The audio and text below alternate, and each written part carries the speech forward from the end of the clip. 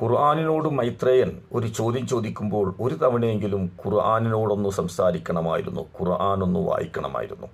സത്യത്തിൽ സമൂഹത്തിന് ഉപകാരപ്പെടുന്ന ഒരു പദമെങ്കിലും ഖുർആനിലുണ്ടോ എന്ന് താങ്കൾ ചോദിച്ചപ്പോൾ കോടാനക്കോടിക്കണക്കിന് ജനങ്ങൾക്ക് ഖുർആൻ എന്താണെന്നും ഖുർആനിൽ സമൂഹത്തിന് വേണ്ടി കൊടുക്കുന്ന ഉപദേശങ്ങൾ എന്താണെന്നും മനസ്സിലാക്കി കൊടുക്കാനുള്ള ഒരവസരമാണ് താങ്കൾ ഉണ്ടാക്കിയിട്ടുള്ളത്.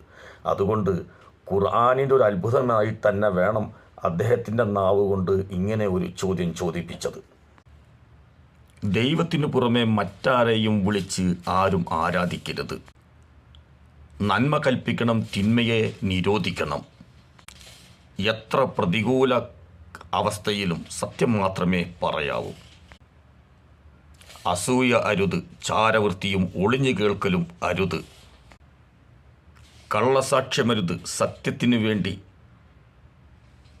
സാക്ഷ്യം പറയാൻ മടിക്കരുത്.